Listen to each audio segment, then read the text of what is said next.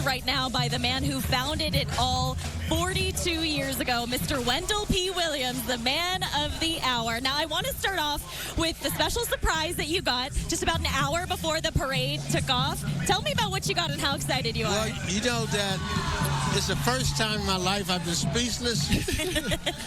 So I was gifted by the Super Bowl committee 2 Super Bowl tickets, and I was speechless, but my wife went crazy about it. So I'm so thankful for the community and for what they did in recognizing the longevity that I put with it, but not as much as I am with Channel 13 broadcasting this parade live. A little plug. But I mean, 42 years, right? So how does it keep changing over the years? What are you finding? Well, it keeps changing. You know, I talked to a lady. She said she was in the parade in the 6th grade. Her daughter was in the same school with the same little group, and now their granddaughter is. So sometimes I get a little stressed, but I see the happiness the kids get from it. It's all worthwhile, because that leads us to believe that we can teach Dr. King's blueprint to the younger generation. That's what it's all about. Because out of all the holidays we celebrate in America today, we celebrate 11. It's the only holiday where it's a day on, not a day off. It's a day of service. So we try to. The parade is just an indication of highlight to remind people of Dr. King's blueprint. Now, Wendell, you told me last week that, you know, people are talking about how big the parade is this year, and that's great, but you said you measured the success of the parade by how representative it is of the community, right? Absolutely. It represents the entire community. That's the most important thing to me. It's not the number of people, but if it's representative of our whole community, I'm very pleased. Because Las Vegas is a great place to be, but we still got to strive to do better. There's a lot of turbulence and uncertainty in the world today, and we want to show that we all can get along. We don't have to all be together, go out together, but we have to respect each other. So when you see all these people coming together for this particular day, what does that do for your heart?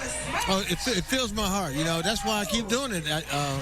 You know, starting out, as you know, with just probably 10 or 11 entries in the beginning, and to see it grow to this magnitude on how the city has come out and embraced it, it makes me feel good. But, you know, because I grew up under the auspices of Dr. King when I was a young boy, and I know how important it is to learn that violence is much more better than peace is much better than violence. Now, one thing we've really been blown away by is just the amount of young people at the parade this year. Is this how you ensure that this is a tradition that carries on long after any of us are here? It is, and you know, I saw some young people in their little group. They were selling cupcakes on the side of the road to pay for to get in the parade. Wow. For 25 cents a cupcake. I said, go home, don't worry about it. Come and be in the parade. You know, go get ready. We want all the children to be in it. So, and we have some drill teams from out of town. One, the Black Diamonds drill team, who has been here before. They stopped in all parts of California and picked other teams up. So they're here today. Well, that's the thing. I mean, you understand the impact of this parade. You grew up in Louisiana yourself, so we know that the city continues to grow with a lot of people moving here. For folks who may not be familiar with you, this might be their first birthday in Las Vegas. Tell them about how you came up with this idea and how this ended up here in Las Vegas. Well, actually, when I moved to Las Vegas in 1977, there was no mention of Dr. King on his birthday. And in the South, he's revered. And I just couldn't understand why we had no celebration. So from my hometown, I have 5 students here today. They were here for the Tech Summit. The Tech Summit we had Friday, we had 650 students that we're training in technology. So I have some of my home people here today. I have one of my classmates and a young lady from my high school who's serving as parade ambassadors. It's great.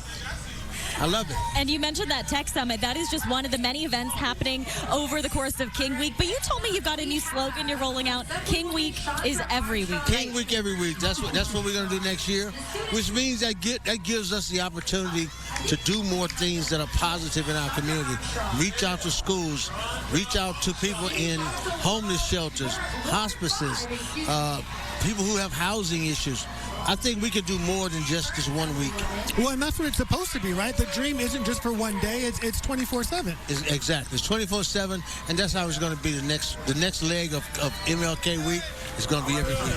All right, Mr. Williams, we know you probably have a million places to be along this parade route, so we're going to let you go. But thank you so much for spending some time with us and for continuing to ensure this is a tradition that sticks here in Las Vegas. Thank you. You know, again, I think the elevation of it lately has been because of Channel 13, obviously. Oh, Thank you. Yeah, thank you. That's what this whole broadcast is all about.